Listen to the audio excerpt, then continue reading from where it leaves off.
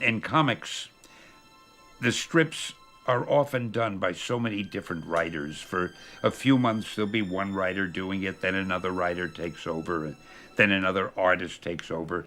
So the characters are always pretty much in a state of flux.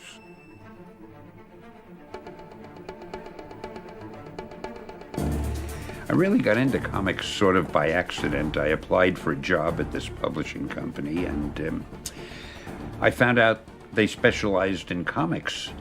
And I figured, well, I'll stay here for a little while and get some experience, and then I'll get out into the real world.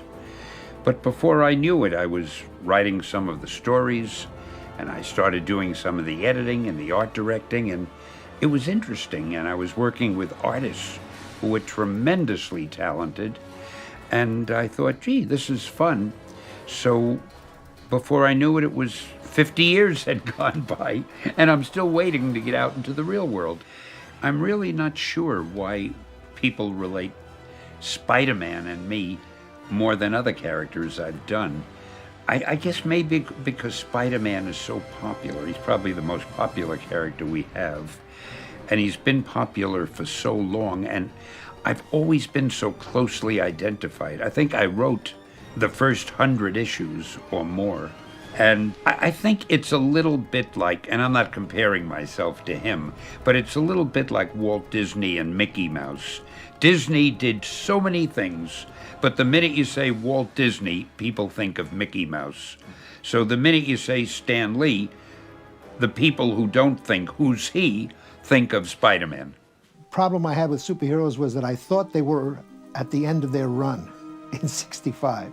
I thought superheroes had done their thing, and they were, because Superman had died after 7 or 8 years in the '40s, and every time we tried to do superheroes in the '50s, it sort of flickered out. So I had no anticipation that superheroes would last. I just thought it was another assignment that I would do, and then something else I'd probably do Westerns after that and science fiction after that. Never dreamed I'd be on superheroes for so long.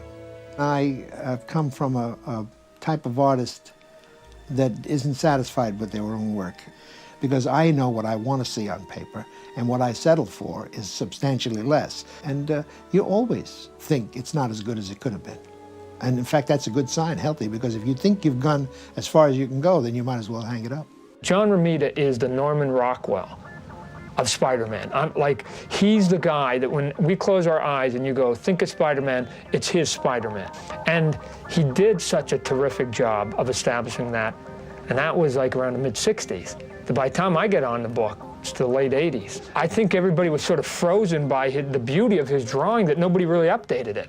And so everybody was just doing sort of a knockoff quasi version of John Romita's, to the point that he was still almost wearing bell-bottoms, and Mary Jane still had the straight hair, and she's a supermodel now in the story. She's a supermodel, and she still got that same hairdo from '68. So what I did was, as soon as he donned the costume, then all rules sort of went away as to human anatomy and what was physically able to do, because I wanted him to be a spider, and I wanted to get the big eyes on him, and I wanted more webbing on his face, and I wanted him to go in these quirky positions and to me it was about spider, because that's the hero part of it, and that's where I could have the fun drawing it. And so, and some of that quirkiness, Ditko did in the first 40 issues, and that was sort of my thought process when I jumped on.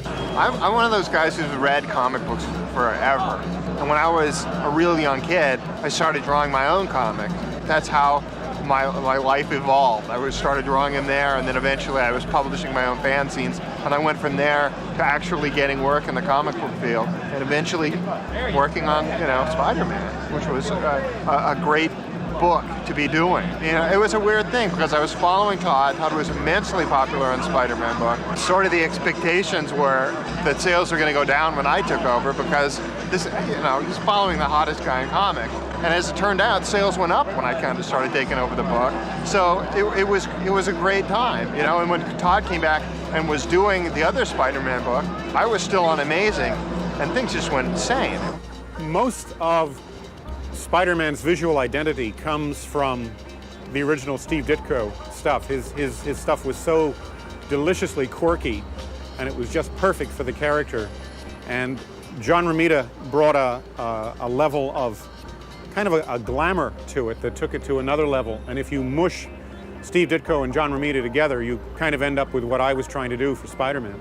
Sort of the great achievement of my life, of course, was becoming a comic book professional and finally getting to work for Marvel.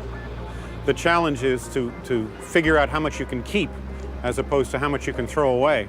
And luckily, in the case of Spider-Man, the original form was just so well thought out that it was really just a case of miniskirts and modern hairstyles to update it. I think I've done Spider-Man longer than anybody in cumulative years, probably about 14 years. From 80 to 83, I started doing Spider-Man when I really wasn't as good as I could have been, as I should have been, to do the character. At the end of the run, I said to myself, my God, when I compare this to what my father did and what guys before me did, oh boy, it's not that good. I hope I can come back and do it again. So I always had that urge to come back and do it again and do it again and do it right. And here I am doing it as a mature adult and still say, I gotta come back and do this right. I gotta get it right someday. Because there's always, I'm a perfectionist on my own stuff, and I've never reached that point where I'm happy with it. So the way I approach things is, I can't compete with my father. I can't compete with John Buscema, can't compete with Jack Kirby. Even today, if I compare myself to my peers and my contemporaries, I'll go nuts. There's guys who are better illustrators than me. So I have to play to my strengths. I'm relatively quick, and I have a good sense of storytelling. And those are the first things you concern yourself with. And then the art comes almost last.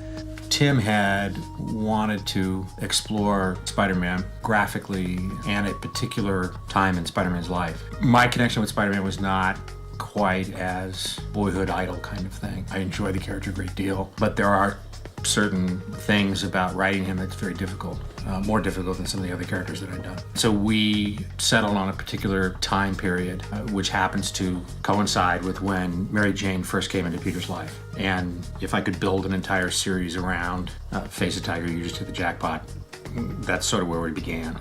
It was actually the period where the period in the comics where I first discovered the character, the early Romita issues, as opposed to the Ditko issues. It had always remained my favorite era, and in deciding, in being given the opportunity to do a Spider-Man story, Jeff and I have a history of retelling early episodes in careers of superheroes, and this was my favorite career, and so now I'm struggling like crazy to draw pretty girls and, to emphasize what was emphasized in that original run and yet have it still be what I do. Hi there, here's today's Daily Fact. The Marvel Cinematic Universe is such a huge franchise that in just over 10 years, the box office earnings go way over $17 billion in total. After all, the creators of this world made 20 films, the highest grossing being Black Panther and the lowest The Incredible Hulk at a mere $263 million. Remember to click below to subscribe or on the side for more great content.